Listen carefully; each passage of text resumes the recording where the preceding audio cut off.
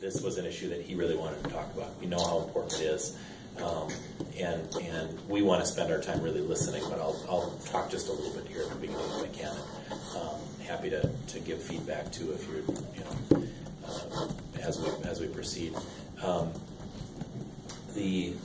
Maybe just a little background on myself too. I'm a state representative as well. I represent a district just north of Minneapolis, about an hour.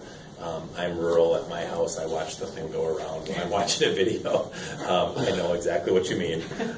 I have the same situation. And we know, I mean, we spend an awful lot of time at the Capitol talking about highways and roads and transportation, and probably not enough time talking about the information superhighway and making sure that people have access to that. That's what drives businesses in this day and age. And I'm really proud to say that at this time there is more money being spent on broadband expansion in Minnesota than ever in history, through state money, through private investment, and particularly and maybe especially through federal grants that are available right now. The federal grants that are coming in right now are the tune of about $85 million a year for the next 6 years. I think the area defined by the federal government puts about half of Candiota County into that area that is eligible for those grants. Now, I don't know how that's actually working out, but we will talk about that. And we really want to make sure that money we're spending at the state is spent wisely. We have seen some absolute horror stories on the way some of this money has been spent, and the way other money has been spent to kind of backfill where local governments did things wrong. You've probably all heard the horror stories of communities putting in fiber optic right to every home, and then a private company coming in and doing exactly the same thing right on top of that. And now you've got a government entity competing with the private sector to do something that neither of them all of a sudden is doing particularly well because they're competing with each other.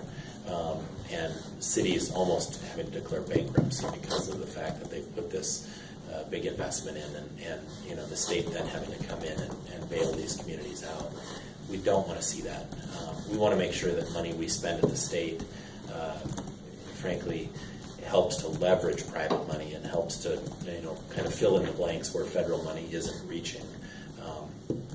So we want to make sure first and foremost that it's spent effectively, and money that's wasted on this doesn't do anybody any good. So we want to make sure that we get it right. We're also cognizant that there are potentially new technologies coming, but it may be too far off that we can't wait for that sort of thing to happen, and that's certainly the situation. The state put in, over the last biennium, over a 2-year period, put in $20 million. This budget we put in $10 million the first year of the budget cycle.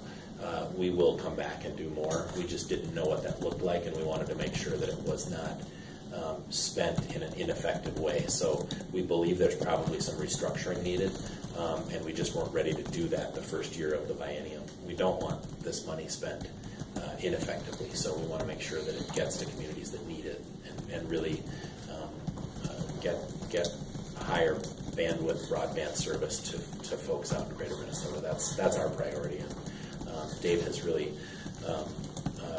taken a lead, I think, in St. Paul on not only understanding the importance, but pushing for this thing to be done correctly.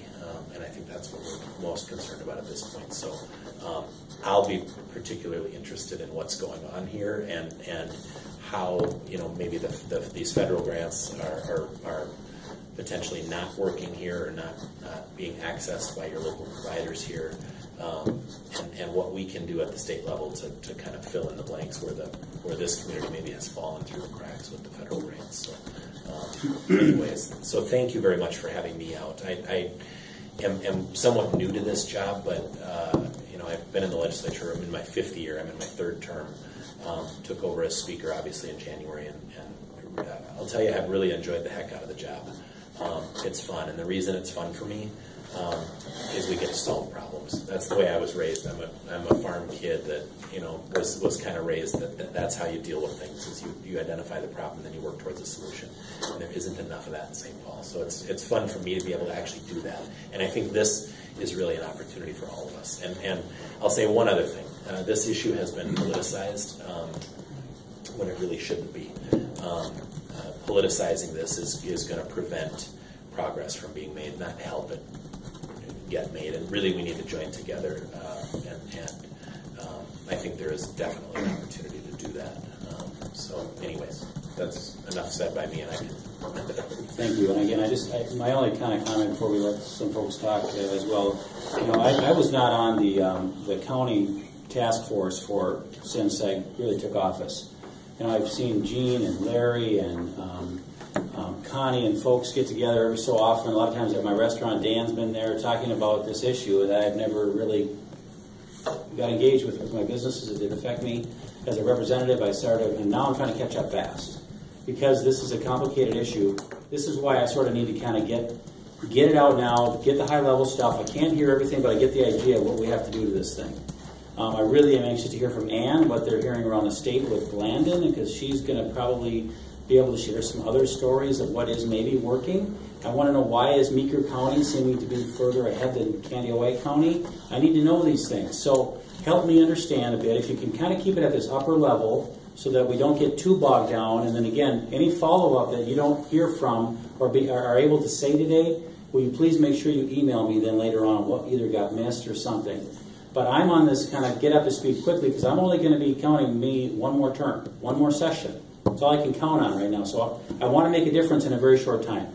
So if I want to kind of get straight through it, I need you to help me with that accelerated speed to get there. So again, a few folks I want to make sure we hear from. Jean, I had a very interesting email from me a couple weeks ago about her new experience in a private company that is, I want to make sure that Jean has her ability to share that. Again, hearing from Brian, again, new to town, your information and knowledge up in northern Minnesota might be very helpful for us. New blood, I would hope that they would want to invite you on the committee here, the task force committee, to also just help understand what we can do here in Candiotine County to make this better.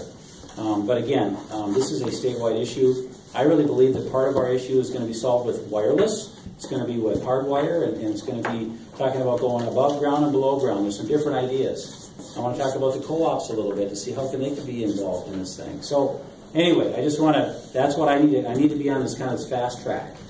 We've got 11 weeks, 12 weeks in session this year, so we want to do some good things. But so anyway, this is probably my best year of broadband specifically, so I want to make a difference.